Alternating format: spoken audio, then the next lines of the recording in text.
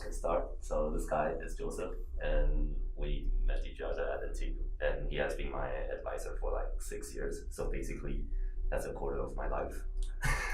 Yeah, and I took many classes of him, and I think he's a cool guy. He likes to talk about like econ and crazy jokes, so that's cool. Yeah, so this is Po. He's basically the best student I met at NTU in my 11 years there. And so I first saw him in my principal's class, where I challenge freshmen to think way beyond the class and think about what they want to do in their time in college, and also what about their career. And Po was the first person to take all of my advice literally and fulfill all of it.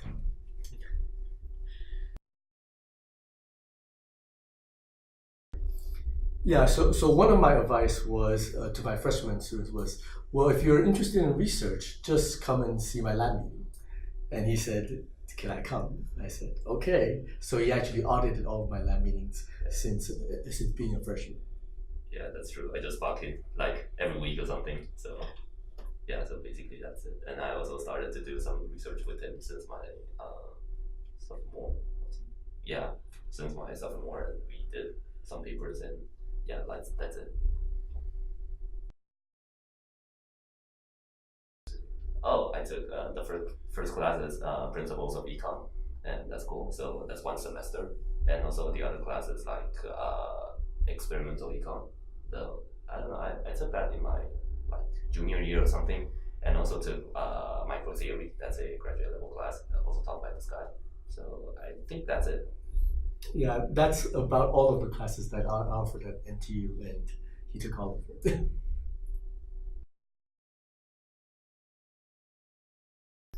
Yeah, so I do believe that the killer application of experimental economics is on teaching. And when I choose to teach principles of economics, I want to try to bring in the class participation and the excitement and of experiments.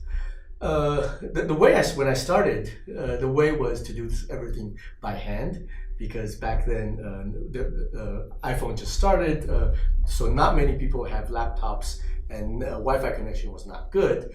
But then I think the challenge for using a by hand approach is that when you want to scale up, when you have a large class size, then that's very difficult. And this is where MobLab comes in. And now almost everybody is looking at their cell phones anyway.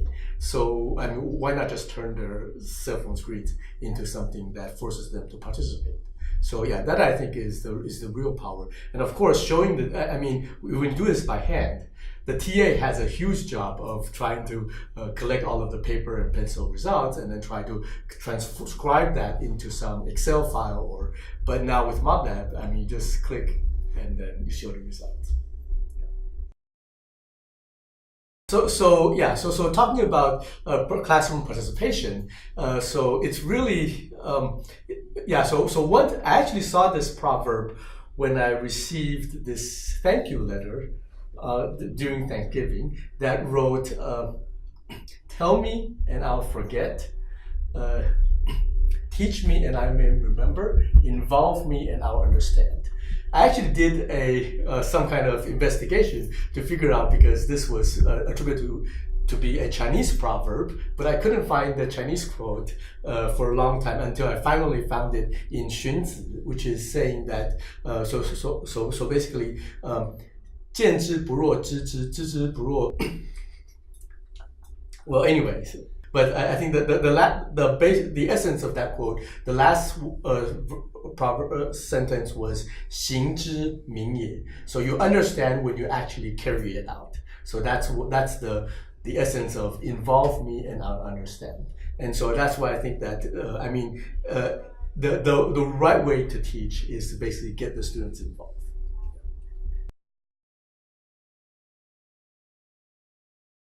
Yeah. So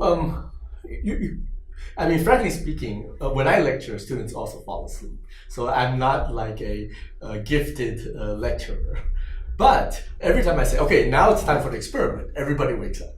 because now they know that, oh, so this is this is the meat. I mean, they have to pay attention, otherwise they'll make stupid mistakes, so they'll look bad in front of their peers, and also they'll lose points because I mean these are all class participation points that they have to earn.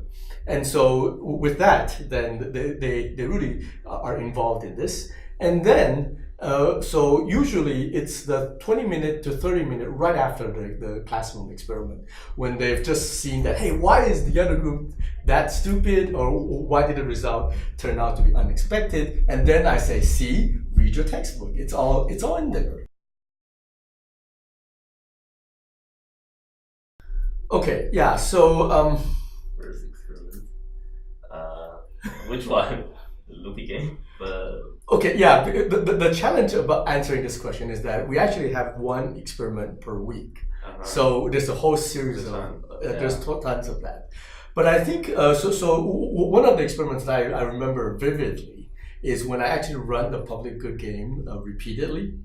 And so after the first round, when the students see the results, they may actually, so this was 1 year where a student literally came to me to grab my microphone and then try to do a speech on encouraging people to cooperate.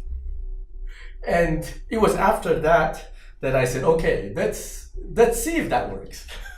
And so actually from then on, every year I literally allowed the students to do a speech or to motivate other people to cooperate, and we could actually see if this kind of cheerleading would actually work. Sometimes it does, sometimes it doesn't, and that is actually a very good teaching moment. I'm so bad. I'm always the guy to sabotage the group.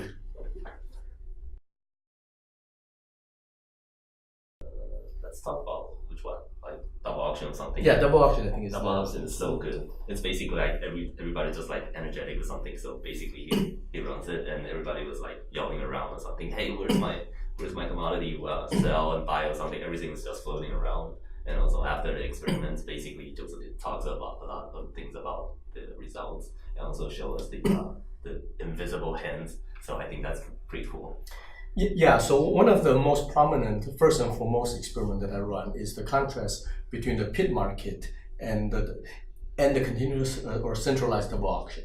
And so I love this one, especially because in Taiwan there's these traditional markets where you just go in and barter with all of the sellers of different grocery. But basically the pit market turns the classroom into a traditional market. And so, yeah, so in that sense, the students have a first-hand experience directly participating in the market and realizes that they are just like this traditional market. But then I show them the New York Stock Exchange mode of the continuous double auction, but drawing the similarities and also the differences between this modern market and the traditional market. And that's always one of my favorites.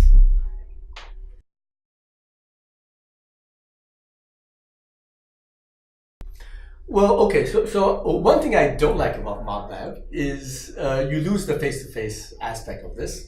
Well, because everything's done on the computer screen or on your phone. But I really think it's worth it, especially if you have a large class. Because, I mean, if you're running an experiment by hand with 30 students, that's fairly easy. But when you have more than 100, which I usually have, then, I mean, things start to really get out of hand. And so usually what I do when I do it by hand is I only have, like, say, a third of the students participate, where the other people have to write these observation reports. But trust me, writing the observation report is really not fun.